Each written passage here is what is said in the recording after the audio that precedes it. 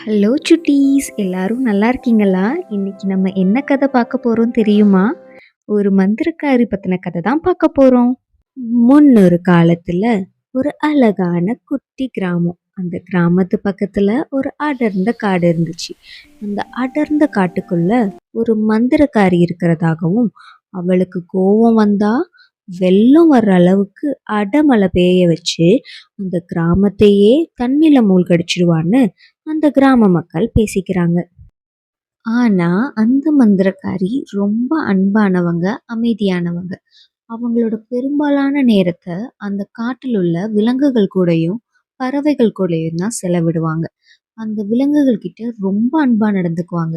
அந்த பறவைகளுக்கு உணவளிப்பாங்க. இதுதான் அவங்களோட பொழுதுபோக்காகவே இருந்துச்சு. அந்த கிராமத்துல ஒரு வருஷமாவே மழையே பெய்யல. மழை பெய்யாதனால கிணத்துலயும் தண்ணி இல்ல, விவசாயமும் பண்ண முடியல. அந்த கிராமமே பெரும் பஞ்சத்துக்கு ஆளாயிடுது.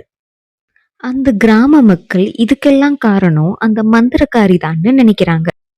இதையெல்லாம் தெரிஞ்சுக்கிட்ட மந்திரக்காரி இந்த கிராம மக்களுக்கு எப்படியாவது உதவி செய்யணும்னு நினைக்கிறாங்க. அவங்களோட மந்திர புத்தகத்தை எடுத்து மழை பெய்ய வைக்கிறதுக்கான மந்திரத்தை படிக்கலான்னு பாக்குறாங்க. ஆனா அதுல அந்த பக்கம் மட்டும் கிழிஞ்சிருக்கு. யாரோ அந்த பக்கத்தை எடுத்துட்டு போயிருக்காங்க. திகைச்சு போயிட்டாங்க மந்திரக்காரி. அப்போ ஒரு சின்ன பையன் கதவை தட்டுறான்.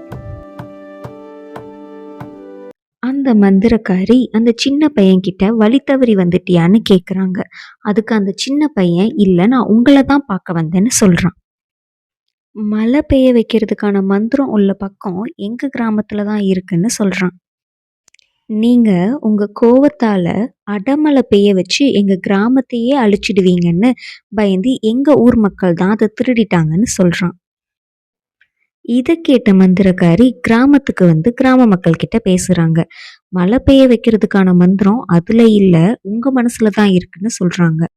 நீங்க எல்லாரும் ஒற்றுமையா நல்ல மனசோட இருந்து மரக்கன்றுகளை நட்டு வச்சாலே கண்டிப்பா மழை பெய்யும்னு சொல்றாங்க. மந்திரக்காரி சொன்னது போலயே சில நாட்கள்லயே நல்லா மழை பெஞ்சது. மக்களும் சந்தோஷமா வாழ்ந்தாங்க.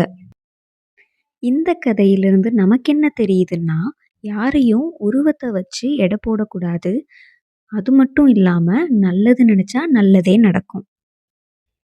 ஓகே சுட்டீஸ், மறக்காம நம்ம சேனலை சப்ஸ்கிரைப் பண்ணி வச்சுக்கோங்க. நான் உங்க எல்லாத்தையும் நெக்ஸ்ட் வீடியோல பார்க்குறேன். டாடா பாய்.